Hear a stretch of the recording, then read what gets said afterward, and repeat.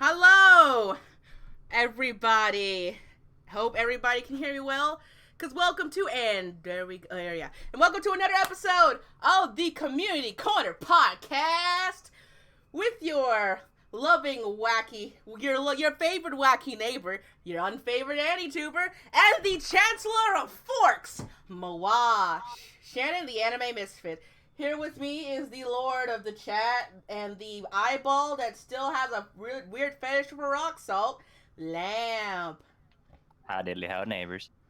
And with me tonight is a man whose content is very opposite of mine, but with the same color, still in the ranging soda palette. It's Cynical or Rika in other parts of the universe. Hey, it's me. I don't have a good intro. It's all right now. Hoping. So tell everybody who you are, why you're here, and what's your favorite shoe size. You want me to start? All right. Screw it. Shoe size 13, and I like comfortable shoes because they're comfy. Yeah. Unless it was something else. No, that was pretty good. Sweet. In my opinion, this might be a little bit mean for Lamp since he doesn't have shoes or feet. Ooh. I mean, strictly speaking, if you want to go with the human body that I borrow now and again, size 13, because I can't fit any other size. Ah, I see. I see. So anyway, besides shoe size, who are you, and what have you, and why have you come here? All right. Well, starting again, I'm Rika Fang, Mr. Cynical. I go under different names. It doesn't really matter what anyone calls me.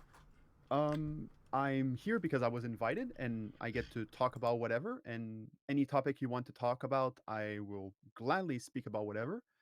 And what I do on YouTube is generally analytical videos, essay videos on whatever topics I think is important for everyone to know, and I analyze art. And yeah, that's pretty much it. That's good. That's good. Let's see. So it's time for me to throw you under the bus, even though we just met in a very polite fashion. As per and Misfit tradition, why is your name blank? You're gonna tell everybody, you're gonna tell the class why it's blank, and you're going to help me justify my weird staring of your blankness, all blank with an N, people, all over your social media. His Discord, his Twitter. No, it's not Twitter. He can't on Twitter. His YouTube. Everything blank. Right. Okay, well, long reason for this, but it's very short. To give a short answer. Short answer is that I don't want anyone in general to talk about me. So the way it works is this way. When you make a video or art or anything, most people identify whatever the art was made with the artist itself. And then they talk about it in relation to wanting to attach it with the artist. So if I say about like this artist made this art and blah blah blah, and you talk about the artist, you have a name to identify the person itself. But the thing on YouTube is that most people tend to talk about whatever art and they put themselves in the art. So take basically any YouTuber that talks about art, and you can talk about them saying like, oh, this YouTuber said this about the art, this YouTuber said this about the art. What I want to do with my channel is that I want to talk about art without people talking about me itself. So by not having a name, people can't really talk about me. They can only talk about my videos. And that's the general aspect of not having a name. So, and on Twitter, for example, I'm called Mr. Cynical, but even Mr. Cynical is just a name people have called me. People have also called me like the anime aristocrat, an aristocrat, and an anime YouTuber. So like that's also a name. So that's not really my name. So all the names that I have are names that people have given me that I've never talked about myself. So if I have no name, people have to give me a name, and they can't really talk about me. So if I just randomly called you like potatoes one day. Yep. Like, hey, potatoes. You're a real spud. So, potatoes. Rico potatoes. I see what you mean. You want people to appreciate the art you do, not the Yes, man behind the art. exactly. And I found that a lot of people have a weird bias, in not really bias, but an unconscious desire to try to understand the person making the art as a way to understand the art as a process. And I found that personally, I don't want people to know more about me because I don't think it matters if people find out like more about my life, more about who I am, what is my name.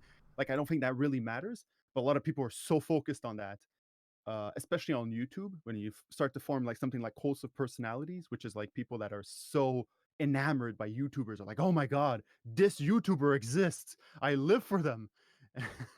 And from the moment I made my channel, I knew that I didn't want that, so I just like didn't have a name from the start, and I still stand by that, and it has helped me a lot.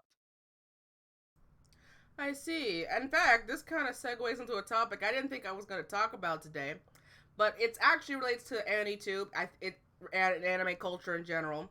Okay, so we see the incidents all the time. Someone goes to jail or gets ousted. Not cancel culture, but legit like a Yeah. staff member, a director, an artist goes to jail or gets found guilty of a crime they committed, and they just happen to have made a work that was popular for us anime fans.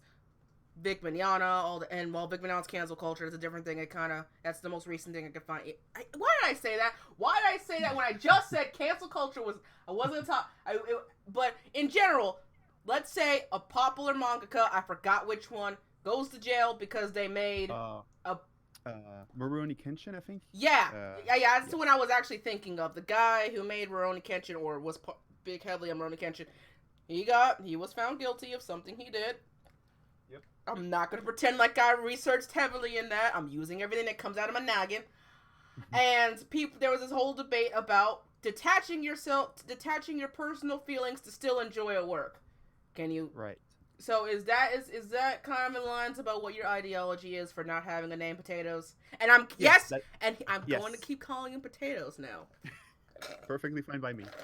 Yes, and like to elaborate more about this, I think that uh, generally, in the manner in which art is always created, is that an artist reshapes materials in reality and then conveys what they think is important by conveying their values in art. So, in essence, basically, what artists do is that they put their soul in art. So, whenever people try to understand the artist, what they're also doing by experiencing art is trying to understand what the artist was values and understands about reality while they were creating it. And I think that whenever people feel a sense that the artist is tainted, they feel that their experience they feel that their experience of art and something that they love is also tainted in some way that they don't know how to grapple with, especially when it's something that they very much love. And I think from two aspects, one of them is that I think it's normal for people to feel like there's such an attachment between the art and the artist that it's impossible to detach the two. And on the other, I think that when you talk about art, it is important to also detach yourself from the artist when talking about the art itself and not just the artist. And I think it's just important to understand the perspective of the two and what to do. And for me, by not having a name, I removed I removed that choice for people. I just say, you don't have anything about me, too bad, and you never will. There's my videos, and that's all there is to it. And yeah, I mean, there's more to it than that, but yeah, All right, so let's dig a little deeper into your mind, shall we? Also, sure. also for those in the chat, how's my radio voice? I've gotten better at it over the past months.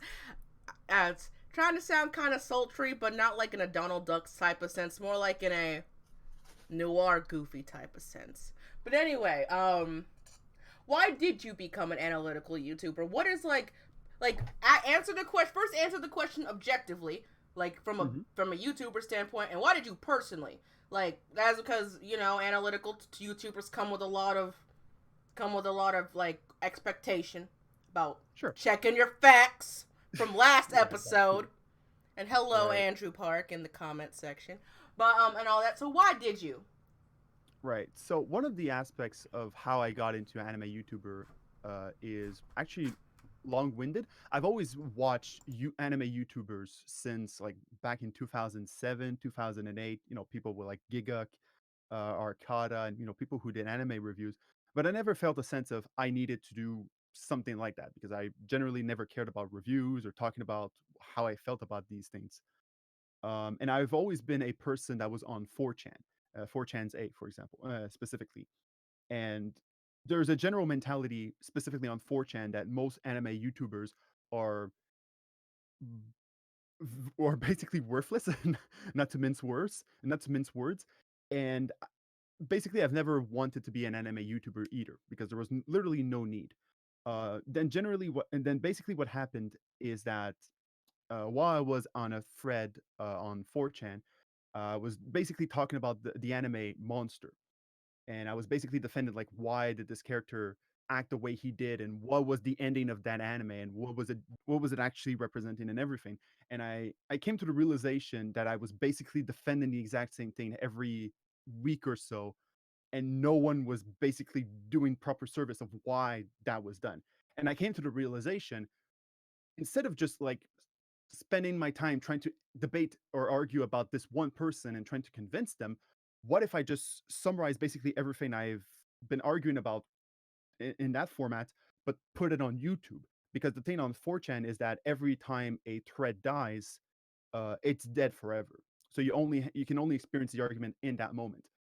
But I also realized that when you do it on YouTube, it exists permanently. So my perspective on Monster, the first thing that the anime that I was arguing on 4chan, uh, something that I made like about 3 years ago or so, will persist forever. So I don't have to basically argue about it. And when this sort of argument comes again, all I would have to do is just post a link and it's just like, watch this. It explains everything, and I'm done. And I don't have to explain myself anymore. And I've noticed that other people have basically done the exact same thing, where sharing YouTube links about analytical videos or essays or whatnot, or basically a shorthand for explaining your position. And that was basically my reasoning for starting a channel. I mean, my channel's been there for 2007, but I've never made anything until like 2006, where I just decided, all right, time to finally make a video. And that's basically how I started making YouTubes on anime videos on YouTube. Sorry, your conversation was just so compelling that I was able to eat my taco salad in so much bliss. Mm. Love you, Ricos. Shout out to late night Mexican food. But I can't. All right. I dig it. It comes. I like that your reason even slightly spites the online message forums, because I like that's a good reason. Well, I guess I say this a lot, but like, I guess when it comes to analytical content, in my personal opinion, I always felt like with AniTube, there was always this consensus: an analytical YouTuber has to get their facts straight. Yes. Depending on the type Yeah. of content or the analytical stuff they want to academically portray. They're trying to give information. They're trying to make a side of a story like a lawyer.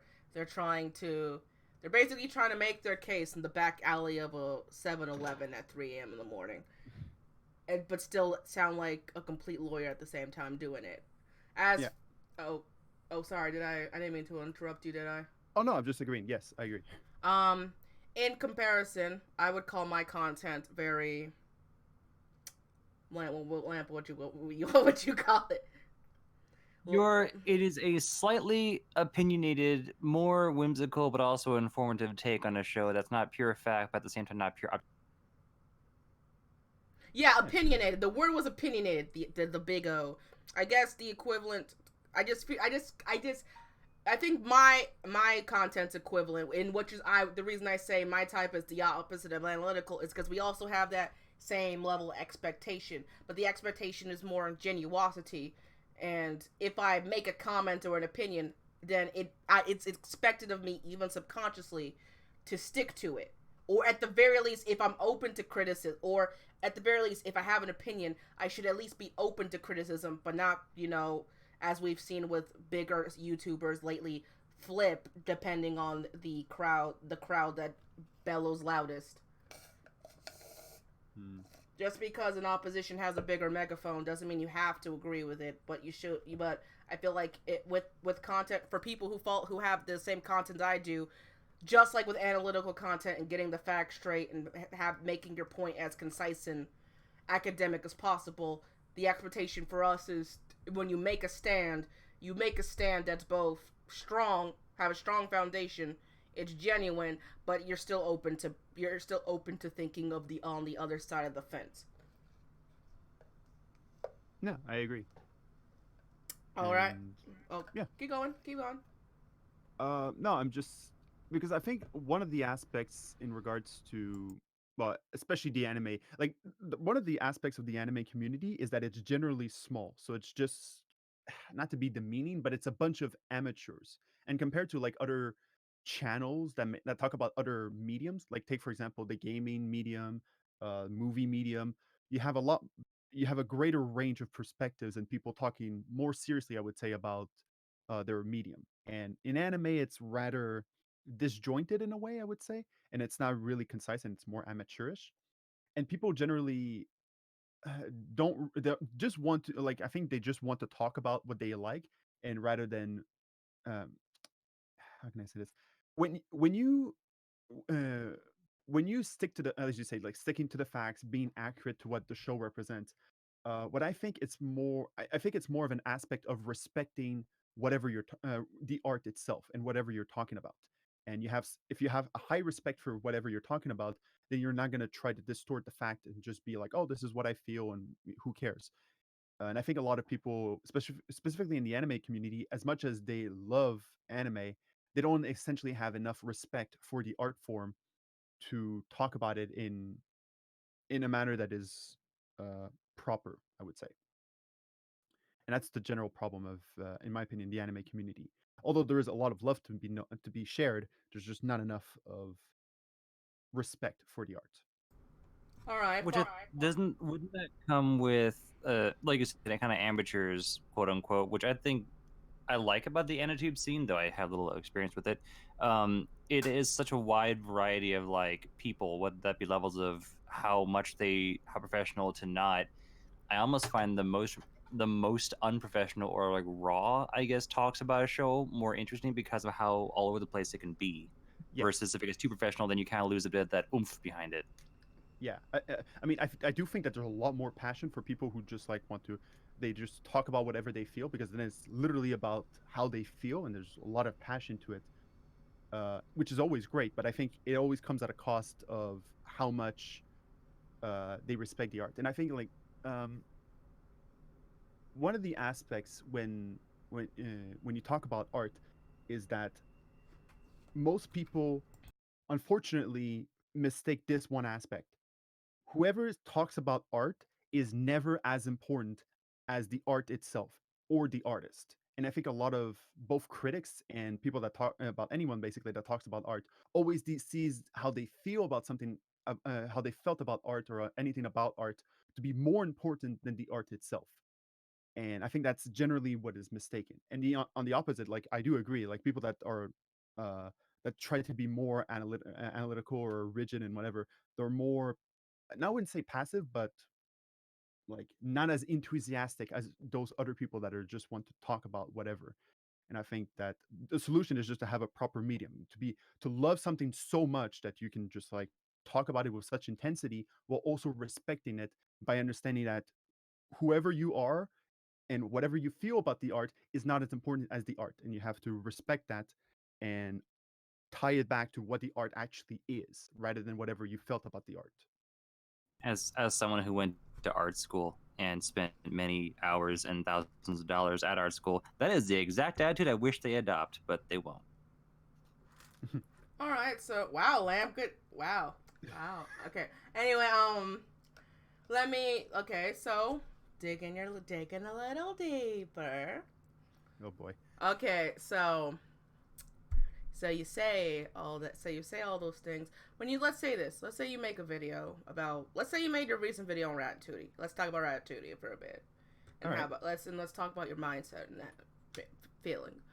Have you ever felt at one point or in any of your videos, maybe that video that your stance may have some kind of like unforeseen product in your own mental state, like when you make a video about analytics, like for example, I can't speak for as for the common man, but I always had a mindset that like there is always that fear of being too distant from the work you create. Well, Right. I mean, I'm not saying go fuck. What's her name? Go ham. No, Harry Potter lady. The Harry Potter lady. J.K. J.K. Rowling. Rowling? Yeah. I'm not saying go J.K. Rowling and be like, oh my god, this is now canon. No, I'm not. Right. I'm not asking you to be that close to your fans or your colleagues or whatever's. But like, is there any kind? Do you ever feel like if you make a video that you and you distance when you have that kind of separation of this is my art, we respect it for the art. Do you do it because what am I trying to say here? What am I trying to say? Do I do it? I mean, do you? I think I know what you mean. Do I do it for the fans themselves, for my people that are fans of my videos themselves, or No, not that. Like, no? this is like about your feelings. Do you ever feel? Are you ever scared, or do you ever have the worry that you become so distant between the work you create, the fandom you have, and just the idea of the video that when talking about it, it becomes any dispassionate, or do you think people would convey your work as not passionate because there's no? I mean, I would say no, because I think that all my one of the aspects in my videos, and I think it's kind of a flaw, but I accept it because I'm screwed anyways, is that all my videos sound partially monotone, and I think to a certain degree, people do say like, oh, you don't sound like that enthusiastic and whatever.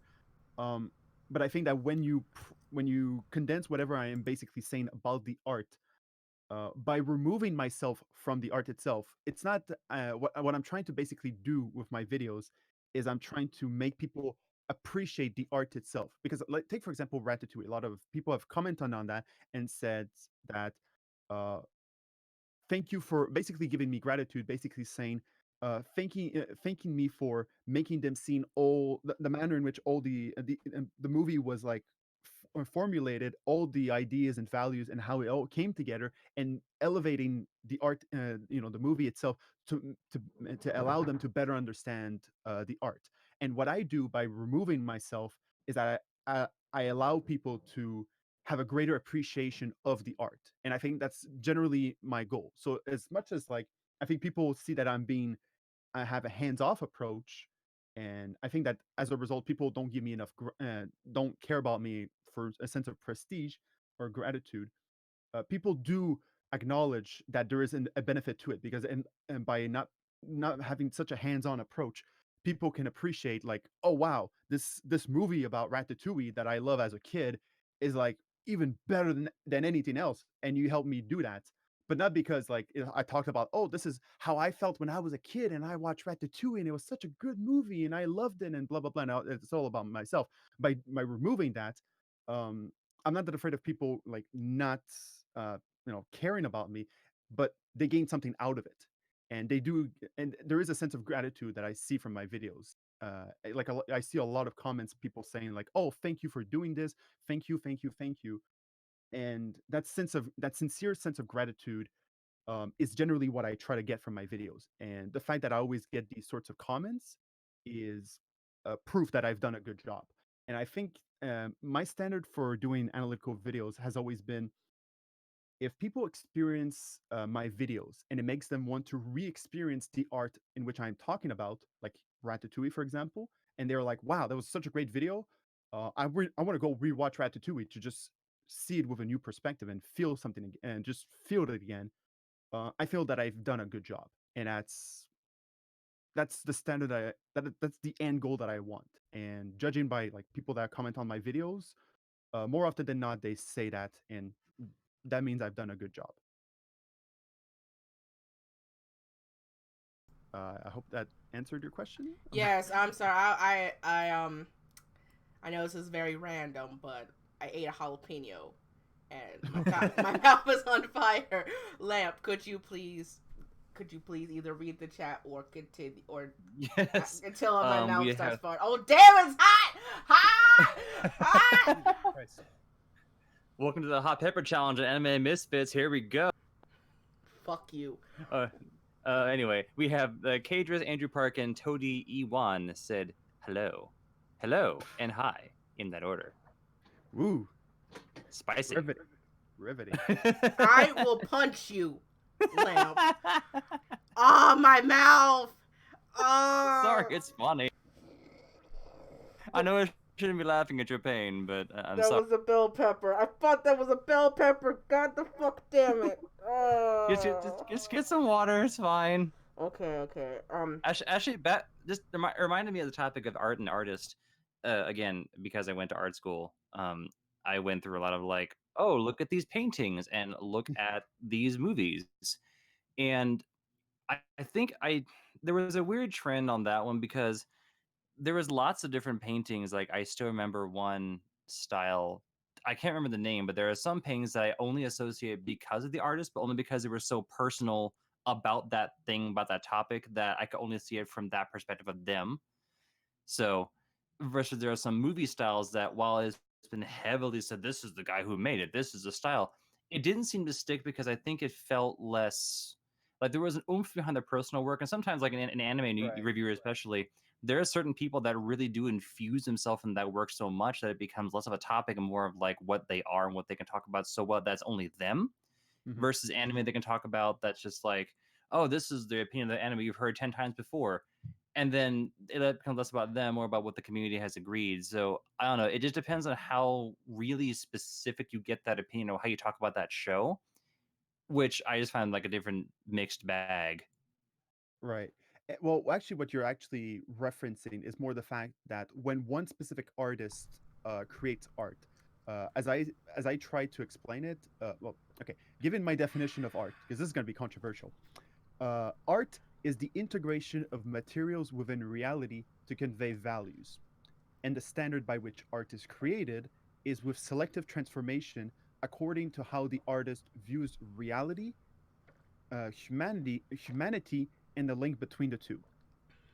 So that's generally the technical definition of art. Oh, my mouth. Yeah. And adding to that, um, and I'll explain like in simplistic terms afterwards.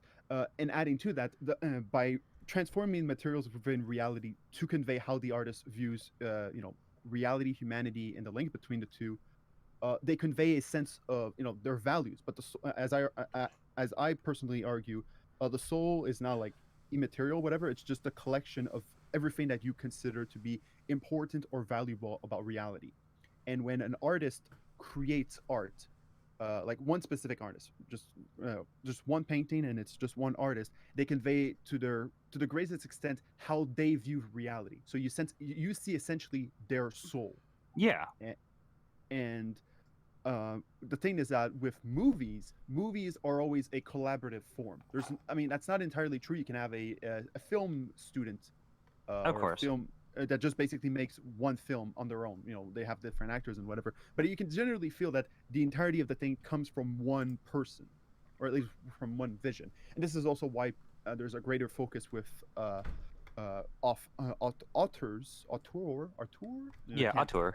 Auteurs, and they have a greater perspective because it is seen that their influence, their imprint on the art is of greater importance, and it's stagnant, not stagnant, but it is felt across their entire filmography.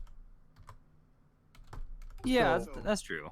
So I think that, and when you get like something that where this, you can see it's a greater collaboration, and you can't really see where the director, for example, is imposing their values throughout the entirety of the art.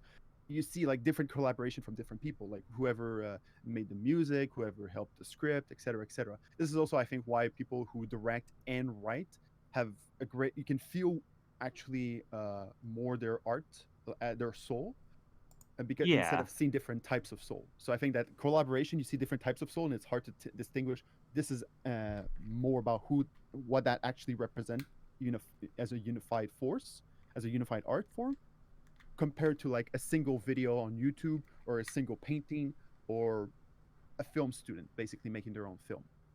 Oh, That's true. Oh, look at you, Toe, get all tack. What? Sorry, I was just watching it. It's like, this is the most you've talked in a podcast before, Lamp. It's just like... Sorry, I've been going to art school. I've had my fair share of opinions on art and the teaching of it, and how one could somehow grade art, even though it. Anyway, Oof. but yes, That's a different argument. Yeah, I'm sorry. It's giving me almost flashbacks to that day. It's like art school. Anyway, I'm good. My mouth is better, by the way, as you can tell. Sweet. So as a quick, let's levy off from potatoes. Leviosa? No, let's levy off from potatoes for a second, so he may breathe. And let's answer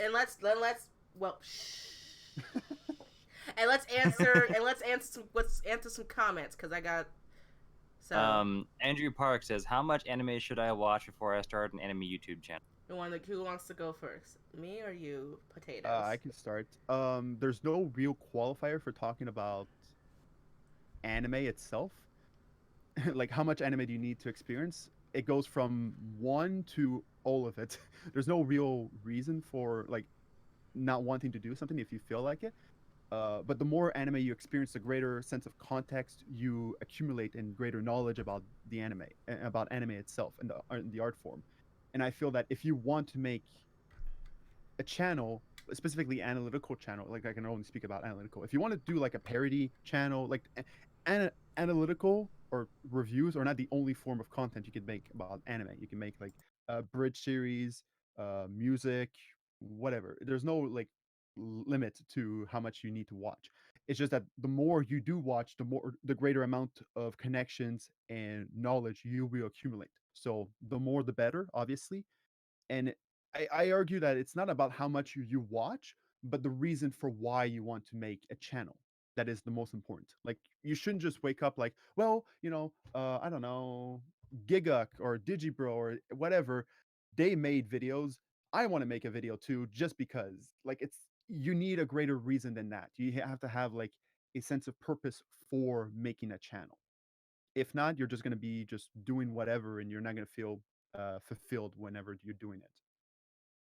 So watch as many as you want, but like again, tying back to what for my reasoning for making an anime channel is because I felt there was a purpose, there was a reason, and it served a goal, and then I accomplished it, and then I just liked it, and I kept going. And I feel that if you feel that reason, then there's nothing that's going to stop you, and you should just find that reason for making a channel, just not going at it as a plus. How many anime have you watched? All right, okay. Did you want to comment on that? Oh, of course I do. Though my explanation is not going to be as fancy as good old potatoes here. Andrew, let me ask you a question. When you say you want to start an anime channel, it's like the same reason of, why do you brush your teeth in the morning? Why did you choose the cheese pizza over the pepperoni pizza? Why did I call Cynic potatoes in the first place? We all don't fucking know. Really? You don't know why you brush your teeth? I mean, because it's good for dental hygiene, therefore prevents rotting teeth? Yeah. They that too, but like, health is a value. Yes, health is a value, but health is also painful when it keeps bleeding. But then again, that's my own damn fault. So, what I'm trying to say is that, screw the anime part. If you want to make a YouTube channel, you just do it. You can't, in the words of Joey, the anime man, you just post something. No, screw that. In the words of me, I say you do it. If you want to make a channel where all of your biggest videos are about flexing and shonen anime, I'm looking at you, Taku. You make that. If you want to make a video about stuff that's what's actually in an OP because of another channel about another thing is OP, looking at you, what? You do that. If you want to make a channel about making food and anime. I don't know what that channel's called, but I'm calling you out. You make that. You do it because that's what your vibes tell you to do. I do things about my vibes, and while they may not be analytical all the time, they may not even make sense. They may even be the minority in the conversation. But damn it, when I look at that video at the end of the day and I see it posted in all of its debauchery, for the stank of both the anime community and all of it to see my dirty, dirty laundry, I say, you know what? That's a good day. Very nice. Hold on. Very, very inspirational. Mic drop with my wallet. All right. We got any more interesting comments? Tell Jotine, sorry, I can't say that name. Will Mr. Cynical make a video about Higurashi, the VN, I mean?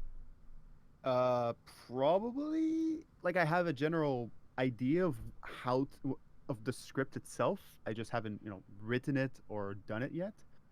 The idea that I have for the Higurashi script, for the Higurashi video, is to examine the mystery element of Higurashi, because Higurashi is made basically as a roller coaster of mystery, where you think that, oh, this is what's happening, and then this happens, and then this happens, and then this happens, and every step of the process, it changes your perspective on the story up until like the ending. And what I think is very interesting about Higurashi is the fact that it plays with the understanding of what the audience knows about what is going on, and constantly changes that every single time. And I want to examine like how it does that at every step of the way, to the point where people didn't even notice that they were being manipulated in that story, which I find like fascinating. Because like at the end of the story, it blatantly says, haha, you were manipulated, aren't you dumb for thinking that? And the way it does it is just like genius. So it's like, I think that's a good idea for a video, but I don't know if I'll make it. It's like, probably we'll see. Like, I only made like 3 or 4 videos per year, and because they take forever to make, so we'll see. So what you're trying to say is that you want to make it, you like the fact that it's like, aha, so I knew it was the grandma with the stove in the kitchen, but you were wrong. Dies. It was Exactly. it was me, Yes. Dio. Exactly. Now imagine if that happens like 20 times, and then at the end it says, you were a fucking idiot for thinking the grandma was actually the killer, and I planned that from the start. It was the stove. The stove was tired of you putting your damn laundry just to dry it and then blew my thrusters in. But no, you had to keep doing it. No one wants to smell your stank. So I, the sentient oven, will kill thee.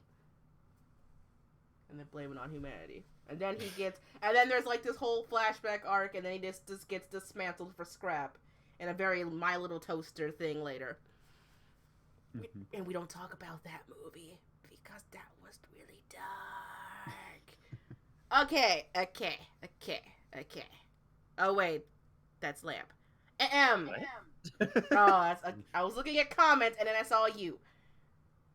All right, so it's almost 5 a.m. for Toady E1. Bummer. I'm sorry. It's 9:40 p.m. for me. It's Lamp's fault. Anyway, move next. We're back to poking Potatoes' brain. So, I'm gonna talk about this topic because every other Anituber got to talk about it, and I was a salty bitch because I didn't have enough time to throw my hat in the ring. But traps. Oh, the trap video. Ooh. The trap video. I'm gonna open with my statement on traps because I didn't get to say anything. You can agree or disagree. We can debate. That's what we do. Sure. Okay, so, I'm going to talk about an adjacent thing. I think there's like 3 levels in the whole topic of when it comes to characters, when it comes to the big T, I would like to call it. There are those who enjoy the cross, and when it comes to characters, not real people, there are characters who enjoy cross-dressing for the sport, and yes, it's a sport, god damn it, for the sport, the love of it. We got those that take it as a lifestyle, whether that be as a whether that be LGBT related, or that's it, or it's a part of their life. It's a part of their life or who they are. And then you have for this, or what I would call for the sake of writing, for the sake of escapism, like they're trap for the sake of a trap. So in category 1, you got people like the kid from Princess Jellyfish. You also got the kid from Maid Sama. They're two guys who are like, hey, I like to dress up. It's my hobby. I don't see it as anything more than my hobby. It is a part of my character, and they just see the clothing as the clothing, and I'm cool with that. Why, like if you want to wear a dress and you think you like the fashion, like for example, boys' underwear suck. I would like all y'all boys' underwear is really bad. And Excuse me, boxers are great. Okay.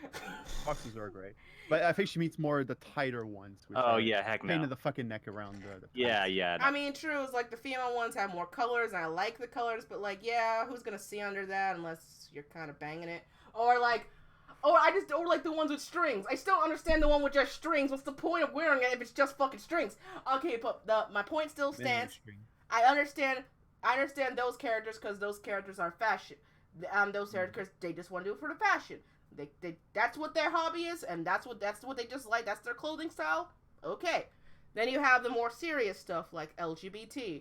Like, what was that anime I always look at? I can't remember the fucking name of it. About the kid who saw himself as a girl, about the boy who saw himself as a woman and wanted to transfer to a woman as in middle school. Horror Musical or I think it's Horror Musical. It's probably Horror Musical. And they had and they had a best friend who was a girl but wanted to be a boy, but no one. Yeah, and they had that infamous scene where they swapped clothing styles for a day. And while the girl didn't get judged at all because she's wearing pants, all of a sudden, it was like the double standard. Not Zombieland Saga. I'm not talking about Zombieland. But Zombieland Saga...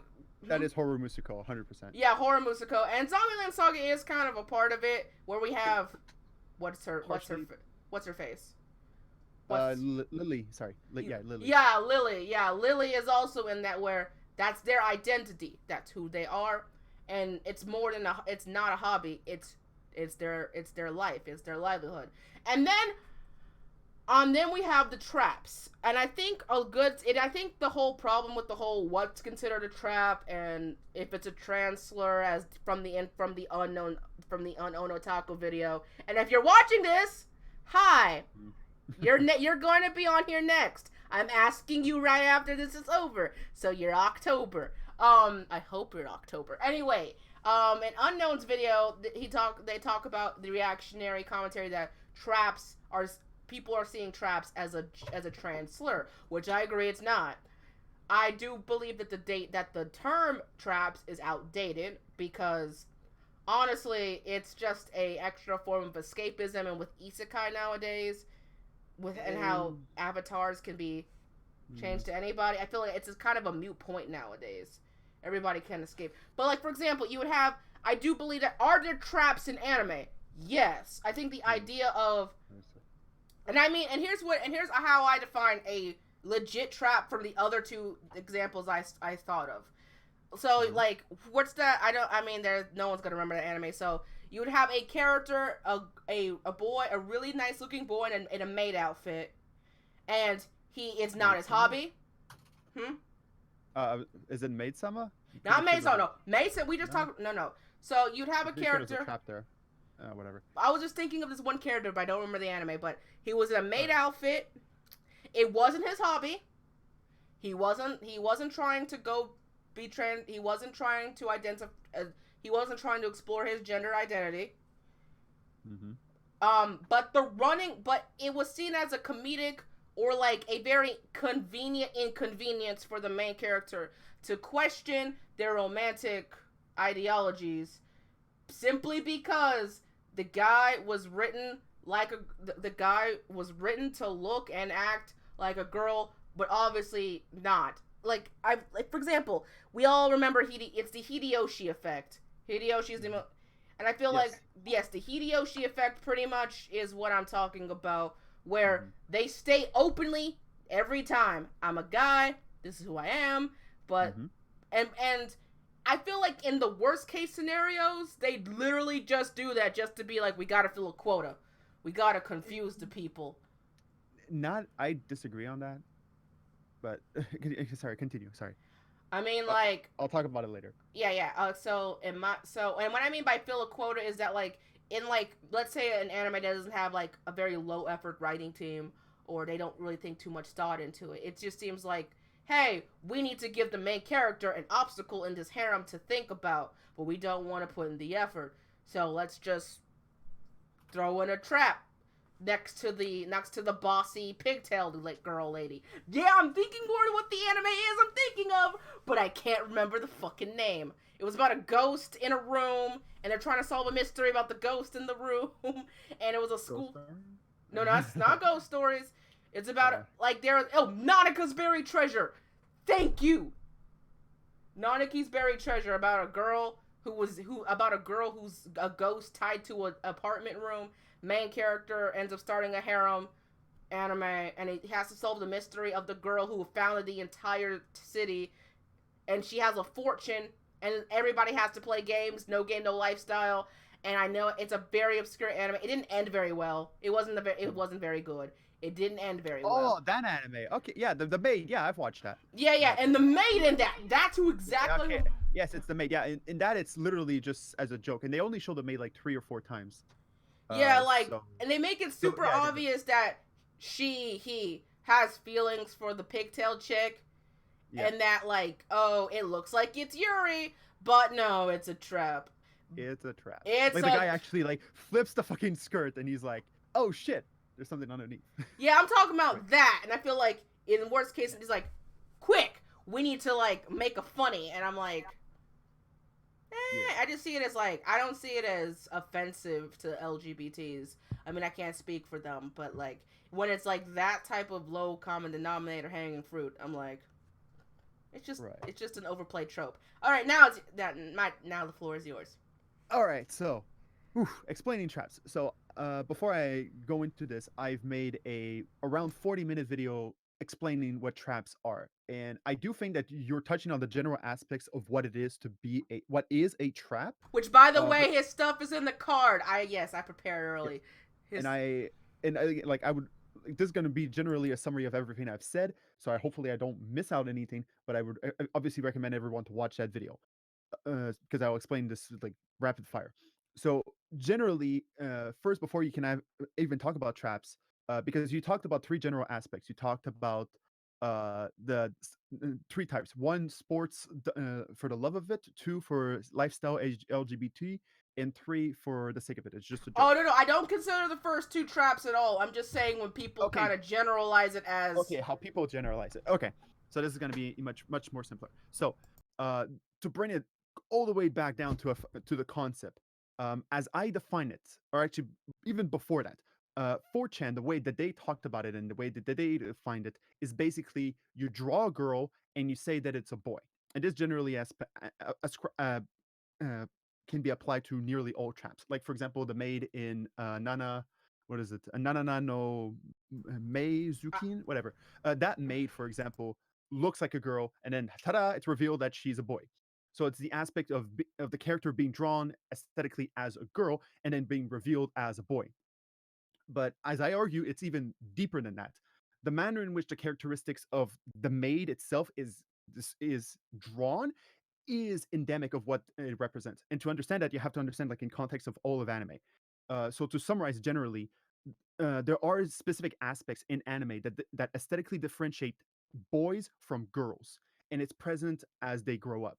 And what I've noticed is this: uh, girls and boys, when they're very young, they all have large eyes. When they grow up, guys will tend to have their eyes will become smaller. Girls will keep their large eyes, and as they keep growing older, guys will keep having smaller eyes throughout their life, and girls will continue having large eyes, but they will progressively shrink as they get older. Like when they get middle age or something, they'll have like half large eyes, and then when they become like old, both male and female will like have squinty eyes, basically like having no eyes. So it goes from both characters being gender neutral to men having smaller eyes women having larger eyes, and then progressively diminishing until both of them have no eyes.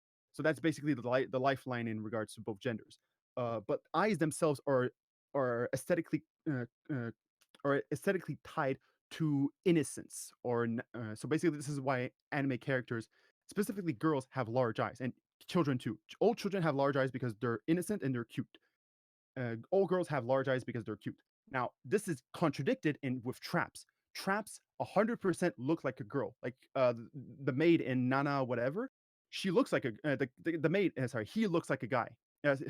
He looks like a girl. Like there's like if you weren't told that this character was actually a guy, you wouldn't even know. And this is because the aesthetic of that character is a girl until it's contradicted, and it's like, aha, it's actually a guy. And I argue it's done to trick the audience. It's made to make them like think that it's something, and then it's not. That's generally the central core of a trap. And the definition, as I summarize it, is the aesthetic of gender being contradicted by the truth of their sex with the intent of tricking an audience. So, for example, that character looks like a girl, is revealed and contradicted to be a guy, done so that the audience can go, "Whoa, I didn't expect that. I thought they looked like a girl."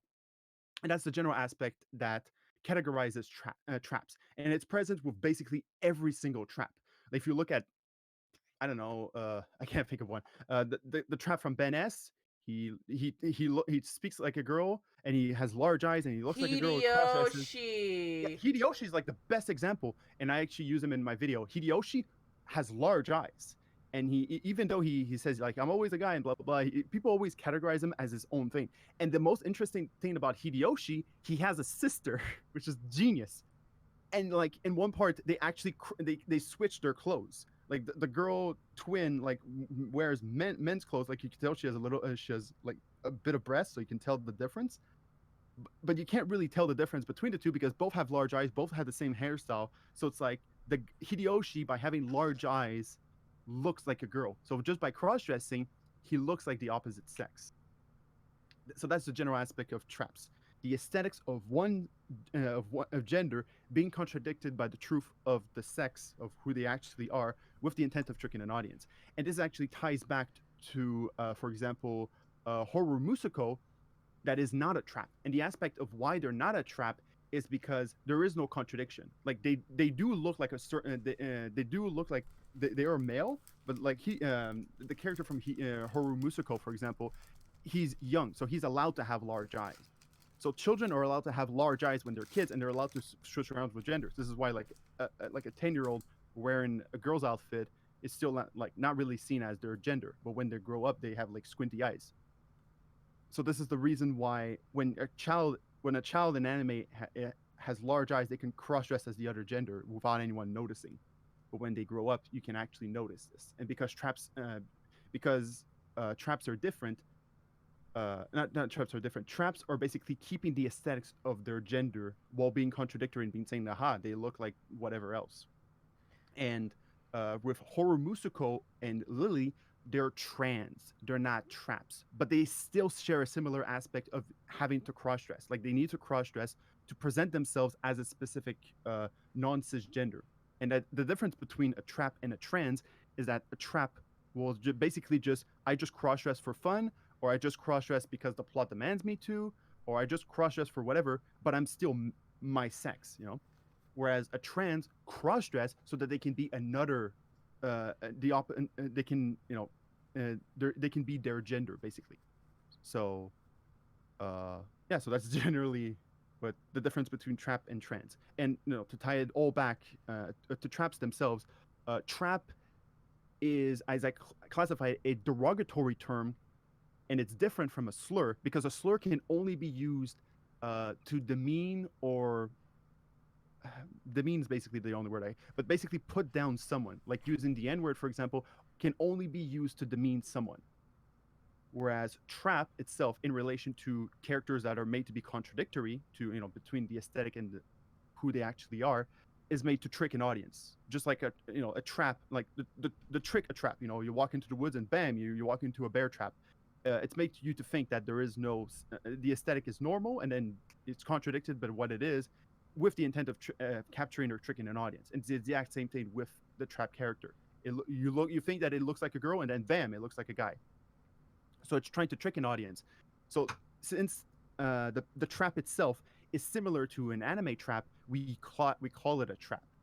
But the difference is that when you call a trans person a trap, it's a derogatory term, because you're basically saying that person is trying to trick you by cross-dressing. They're not like dressing up to actually represent their gender identity. They're just saying, oh no, you're actually cross-dressing just so that you can trick people into sex. You're not representing whatever your gender is.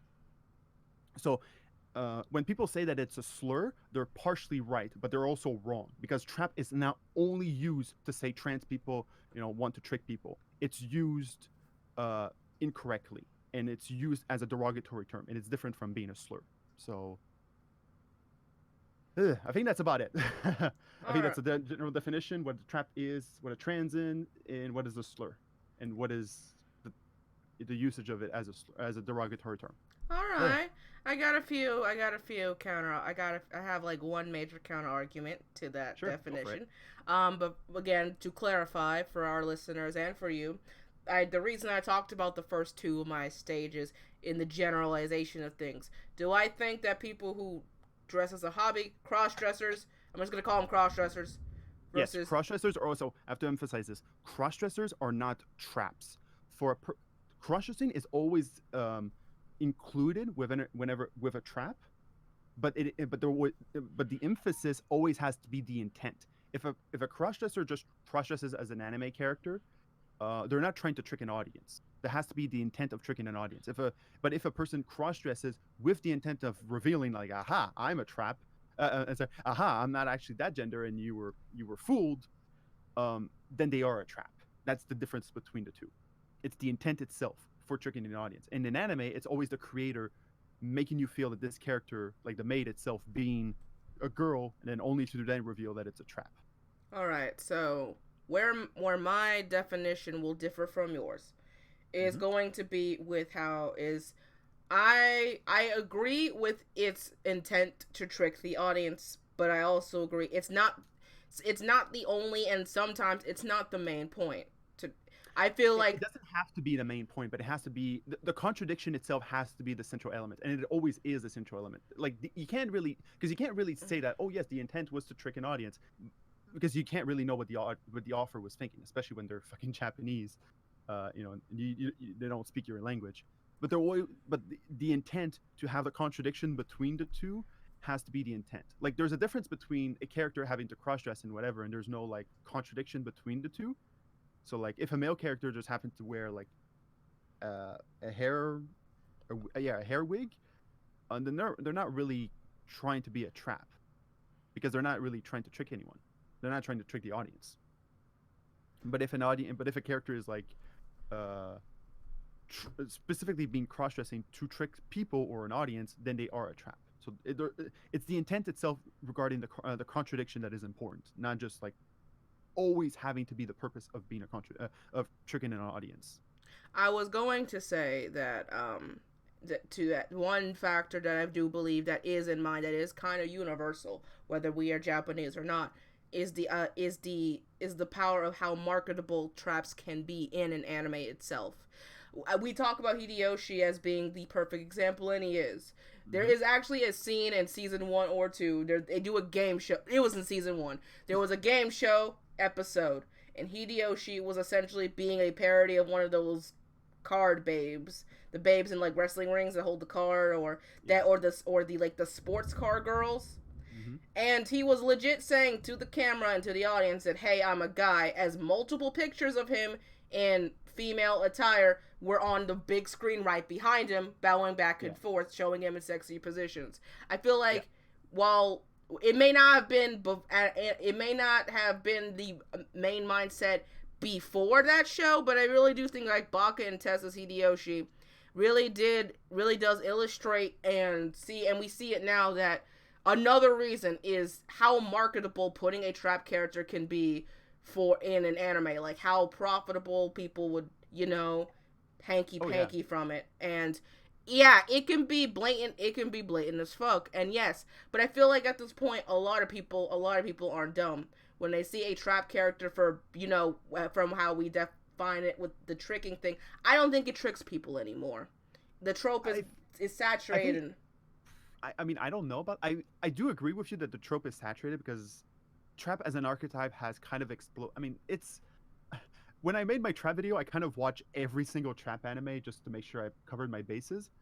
And I would say that in recent years there has been more trap characters in anime, but I think that it's becoming more. I think people are just because there's so much trap characters, people are becoming like, okay, any character that has a flat chest and possibly looks like a guy, in the back of their mind, they're going to be thinking, okay, that might be a trap, and then they're not as tricked as much as they should be. Another example would be in promotional material. A lot of times when you see a trap, and that's where my main argument of marketability comes besides Hideyoshi.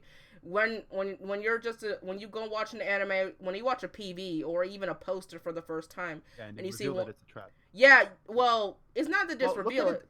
There could be like a bulb. Way. There's a bulb. Sometimes there's a bulb in those pants. Okay, yeah, but it's kind of, well, I mean, before they show that, I mean, they don't show the bulb first. I can't think of a single one that shows the bulb first. Sometimes in promotional. Imagine introducing a character with the bulge first. It's like, like I'm pretty sure that they show the character and then they show the bulge, like to it's show like that, one of the first few images. Like they don't. It's not. My argument is that they don't hide it as much as they would try to anymore. I feel like they kind of own up to the fact that people know it. I'm not saying that that the tricking thing is still there, because that's, as you say, that is a foundational point in a trap, but like it's not. I feel like that's no longer the main point. The main point is to market to how many people get off by it or see it as you're not. I mean, you're not wrong, but I'm not saying that like that's the end point that defines a trap. Like the marketability of the trap itself is the definition of the trap. It's like it's kind of an element that I do agree lessens the impact of tricking an audience, which is the core aspect of being a trap.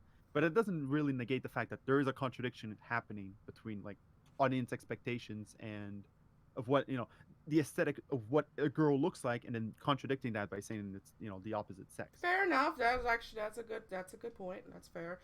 My argument doesn't really change that fact. All right, point is valid. Yeah. It's more like I think what I should have said is that it's more of an overarching aspect that's become more commonplace. I mean, I do agree. Like, it's the equivalent of like digging a hole and putting like a bunch of leaves, and then you have a huge neon sign that says "This is a trap." Well, while a person stepping on the trap first, it's you're lessening the impact of the trap itself. Plus, we have like characters now that are pretty much genderless. But for example, like Rimura from Slime reincarnated as a slime. Obviously, he was a man. I didn't watch that, but like the slime anime, as far as I can tell, like the character has very large eyes. So, like I would like as much people say that the character is a man, the aesthetics is extremely like again, they have large eyes, long hair, and they have eyelashes. Well, the whole point of that isekai is that he was originally a man, an adult even. He was killed, and then when he isekai'd into the world and reincarnated, he reincarnated as a slime. Long story, yada yada yada. Long story short, he gets a human form, and he's upfront with it. It's very clear in the beginning. He's genderless. He doesn't have a thing down there. Yet in many promotional material, like there's this thing on Anime News Network where they have him in an idol outfit that has him in a lot of female idol stuff, but it's like the tomboyish type with the shorts. Yeah, and those I'm looking at images, and the character looks extremely feminine, and but like and unlike most in most fashion, like sometimes the running joke is because he's genderless or because people use he as a pronoun, and he's still a male mentally. It's like the awareness is blatantly obvious. There's no like second guessing. Everybody knows when they meet him. He knows. Everybody knows. So would you really call that a trap? Would you not? Kind of murky. It's kind of hard to tell. Like again, like the thing is that okay, it's because I haven't watched the anime, so I really can't tell. But that he is a man at the start, right? Yeah, Like, he's like the thing is that it's like halfway between the character being trans and a trap and not at the same time because like they're genderless. But again, the aesthetic, the style in which they represent what they are is like 100% a girl. Like again, like large eyes, which defines innocence. Like having large eyes doesn't really tell you that you're a girl. But like it's like the character looks partially a child, but not really. They have long hair and they have eyelashes, which are all signifiers for being a girl. So let me ask you this question: if the characters, like he says in the show, just like Hideyoshi, and everyone just kind of from the start, "Hey, I'm a dude. My name is Remia," and everyone says he naturally. So like, and we're getting more. Oh, did I interrupt you? I didn't mean to. Oh no, I agree. Sorry. I'm just saying.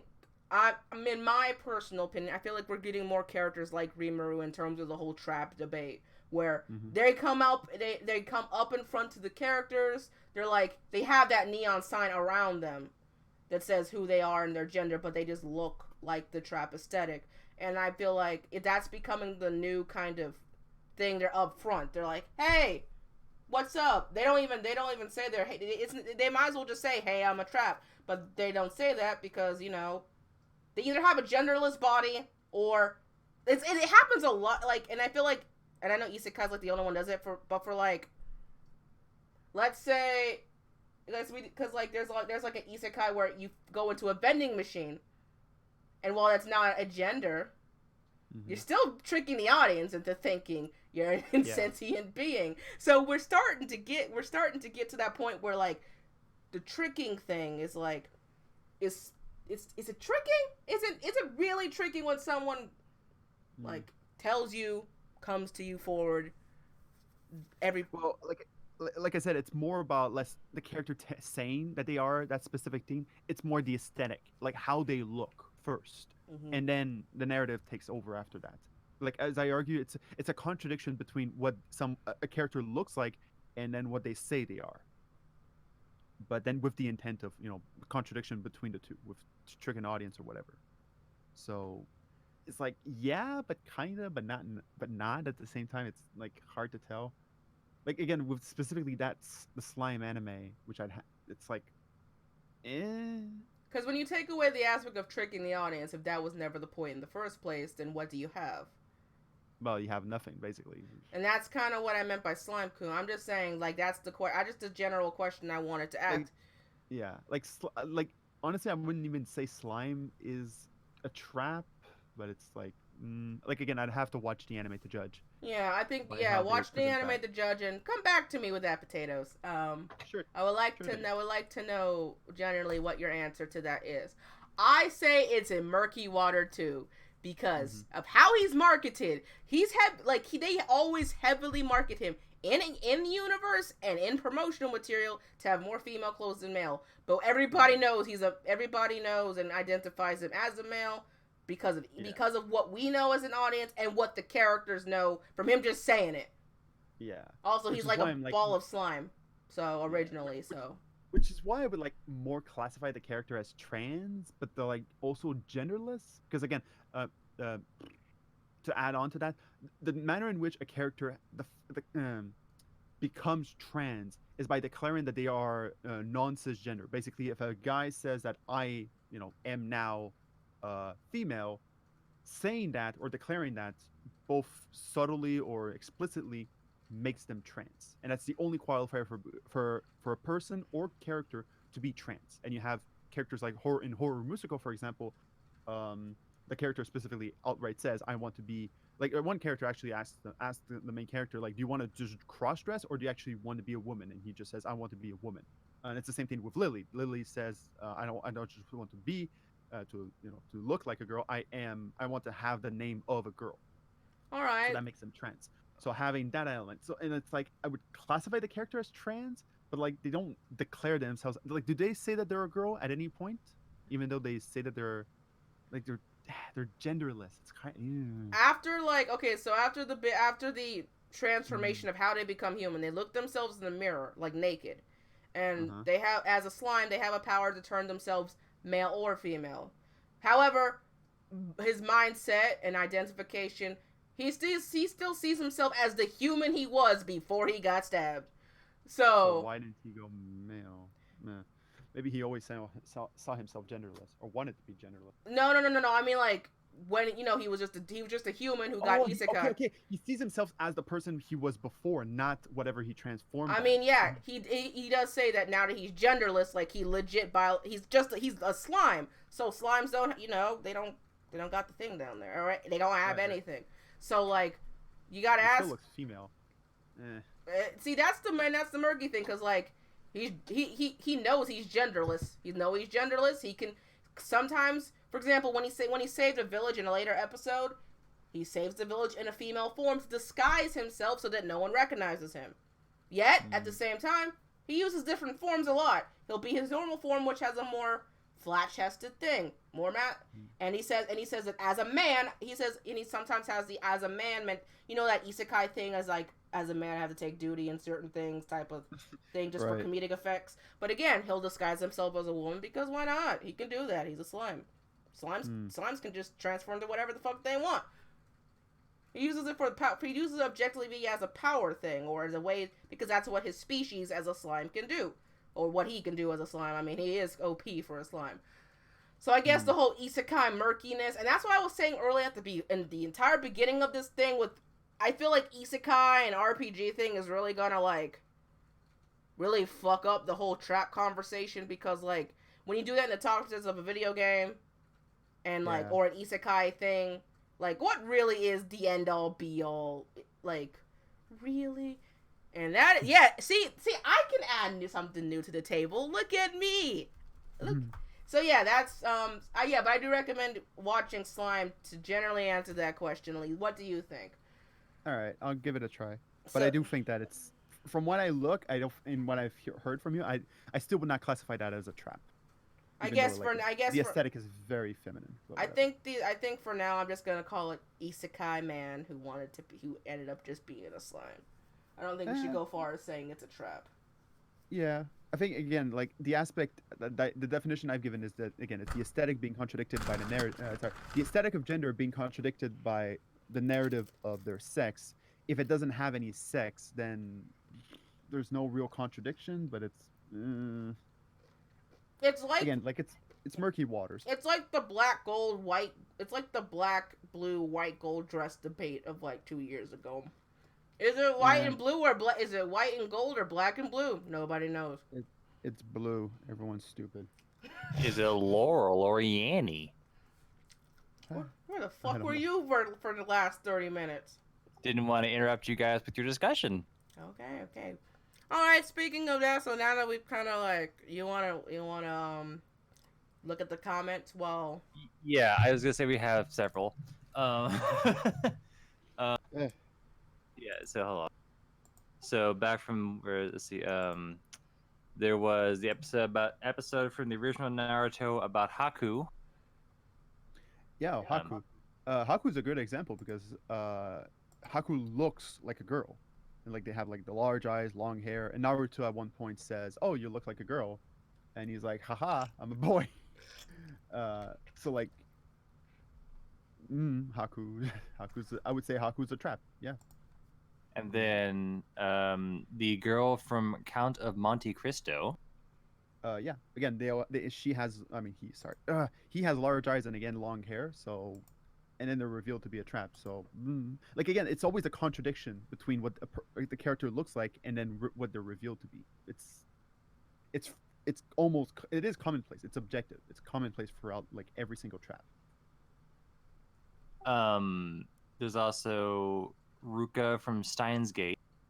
Ruka's kind of a different ball game, and a lot of people have commented on it. And the reason for this is one reason. A lot of people do think that they're not Ruka. Fuck. Ruka, for example, is trans, and I think that Dimitri Monroe, like he made a video about traps, and actually made a good point in regards to because the thing about Ruka is that they have a general desire to be a girl, and through the story of Steingate, they do some wacky time travel bullshit, and what happens is that they go into a different timeline, and then Ruka becomes a girl, and because they have the desire to become a girl, and then they become a girl, a lot of people have classified the character as being trans. But as the definition I've given for a character being trans, they have to declare I am a girl, not I want to be a girl. And this is also in the trans community. This is generally called questioning, which is whatever. But the aspect of this is that it means that if a person or character wants to be a specific gender, they are not that gender. They have to declare that they are that gender. They have to declare that they are no longer consider themselves cisgendered for them to be that. And Ruka, for example, doesn't have that. They only have the whole I want to be seen as I want to become a female. And they don't want to be female. They want to become female, but they don't They want to want be to be the very best, like no one ever was. basically, yeah. And Dimitri makes a very good point in regards to like the only reason they want to be female is so that the main character will like them.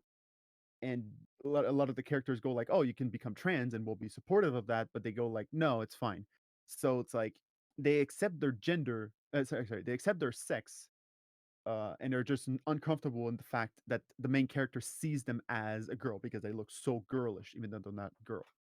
So I think that Ruka is a trap, but is not a trans. It's not a trans person. But there is enough reasoning for people to think that that character is trans, even though they're not.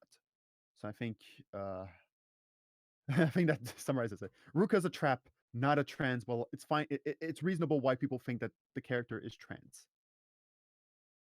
And then we also have, what is it? That time I got reincarnated as a bad isekai writer. Nice. What about Ayame Soma from Fruits? Ayamis. The snake guy. Oh, the snake guy. Is he a? I haven't. Sheesh. I've watched I'm gonna Fruit say Basket like no. I'm gonna 2 decades ago. I'm I gonna don't say remember. no. I'm gonna say no. Like looking at him, he doesn't have large eyes. Is he? He's a guy, right? I mean, yeah. As someone, I haven't watched the reboot, so I don't know what they changed in the reboot. I've only watched the original. So in the original, they kind of just kept it straight. Like he was just a guy who wanted to be a better brother. No, I mean, I'm looking at the character right now, and he has very squinty eyes, very small eyes, which is compared to the main girl who has very large eyes, right? So no, he is a guy. I thought that trap thing was actually pointed to the monkey guy, not the snake guy, the monkey guy. Monkey. Oh yeah, I remember that one. Yeah, like that's the only time they kind of been like the monkey. I think. The character actually has larger eyes than most of the characters in the audience. But Toru was like, I'm mistaking it for a woman, and then the guy's like, oh no, I'm a guy. That was the example of yes. I think it's because they have actually larger eyes than most of the male cast. And I remember, yes. And specifically, they actually have larger eyes, but you could still tell that they're male because they have like squintier eyes compared to the actual female character, which is like fully round. And that character specifically has like larger but still squinty. So it's like still feminine, but not enough to be kind of classified as feminine. It's the reason why I think like not enough people consider that character as a trap, at least as far as I know. I just think from the show's context, it's just a brother who wanted to be a better brother. Yeah, exactly. And like as I don't think the character has ever been considered a trap, but it's again, I think it's because the eyes themselves are not very squinty, but larger, but still squinty, so they're still identified as male aesthetically. And Andrew Park has one more question about starting YouTube channels, which I think I can also weigh in here. But how much do you need to spend? Huh? You skipped one. Oh shoot. Let's see. Shoot. Slime doesn't have a gender. Is not even human. It is almost like Animal Crossing dressing as a human girl. The trap debate does not apply. Says Man Mode. Okay, great. Oh, thank you, Man Mode. Yeah. I guess the reason I brought up slime in the first place is that it tied to that whole thing of marketability of, hey, he looks cool as a cool idol. Like there's these pins and everything, or a kimono and stuff. And I think that at the end I just wanted to talk about slime and everything because it was a good example of marketability. You know, the whole sex sells thing and how with traps or characters with a fluctuation of fashion choices. They always get marketed because, hey, look, they look cute in a kimono or dress, and you don't see that you don't see that with males unless it's idol anime or shoujo trash, pure shoujo trash, or B shoujo. But yeah, but yes, then, I understand. Oh, sorry, but I understand the whole trap debate. In a way, does not apply. Yeah, he wouldn't really be a trap. No. okay, great. At least I've solved that. Yeah. Well, and I mean, then Andrew asks, how much do you need to spend when starting a YouTube channel at PC? They want to stream, play video games, edit videos, and upload at decent speed. I mean, that's kind of... my answer is, if you have working equipment, sometimes you can't stream, but if you can work with what you have, a basic microphone and decent camera, it can be at any range so long as you can work with that equipment. I mean, you can spend thousands of dollars if you want to, but it may not be the breaker there. I want to go first in this one. I'm barely spending anything right now on when it comes to like making content and stuff. My mic has been the same $50 snowball mic I've always used. I just got a second monitor, which was like $65 on Amazon.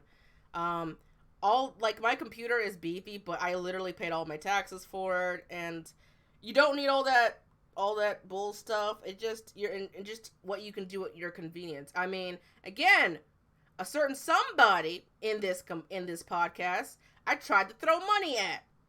That person did not want that money thrown at him.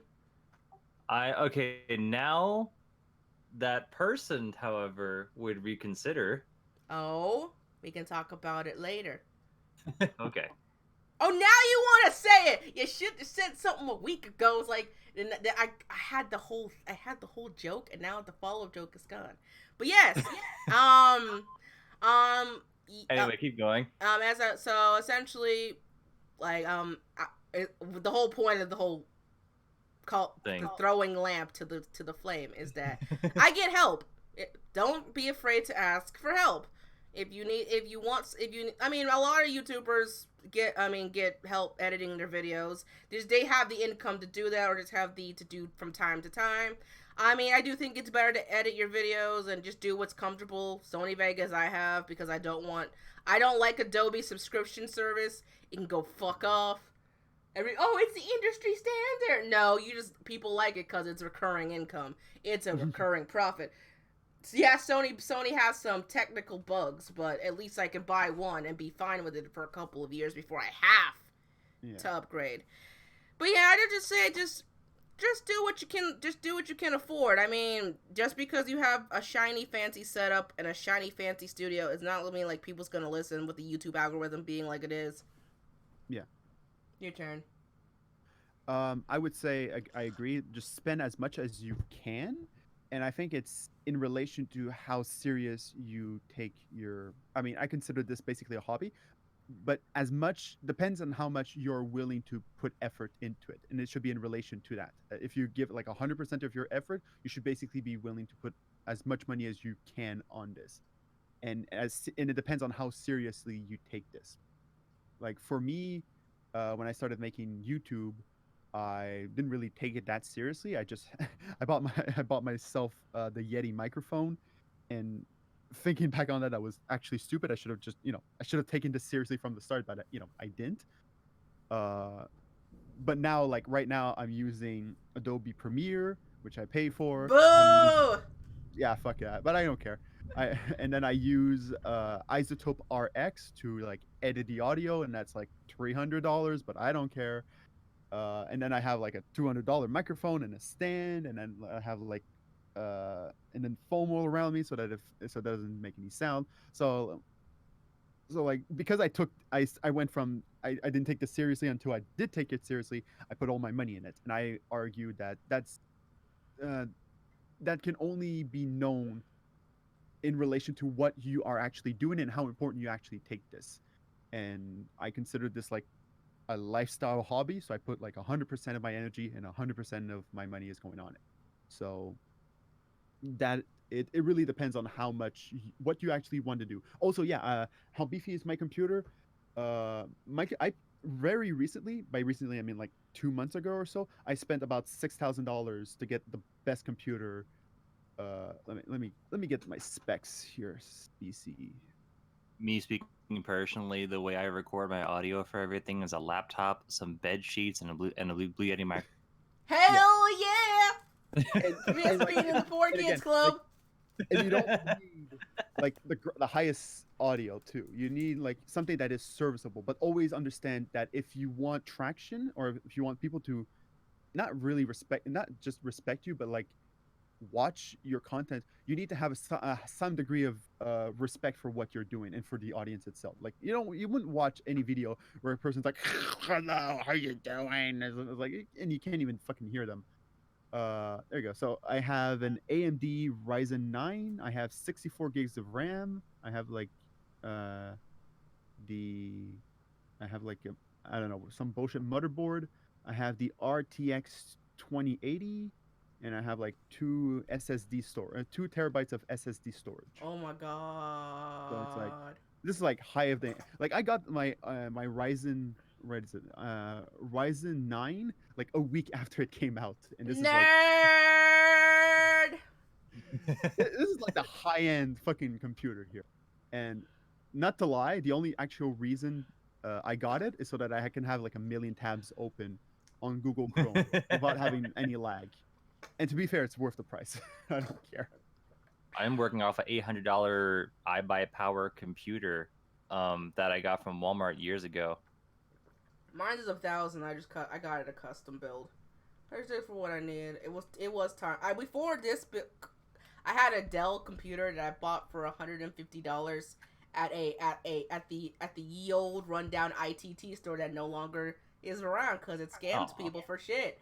Yeah, it was definitely not a editing computer, and I overclocked it to stuff. But damn it, it was one of the first purchases I bought, and there's like something about like buying a computer with just your money and your money alone. Your parents didn't do it, your sister didn't do it, your lover didn't do it. I did it. Everything, every dent, every piece of dust is my own thing, bitch, and I take pride in it. Lone Wolf Slayer ass favorite light. I don't read light novels. I also do not read. I am also in the not read light novels club. Yeah. I read books about witchcraft, shamanism, and the occult, so they're not light novels. Yeah. If it can, normal novels. If it counts, I read those. I read those graphic novels that they make of David Patterson. His name's not David Patterson. Of Patterson books, like what's that old crap? I'm thinking of like there's a lot of books that one person made, and they turn it into like anime-esque graphic novels, and I'm like, hey, so that way I don't have to read the novel because my attention span lately has not been the best. Ooh. I don't know. Sorry.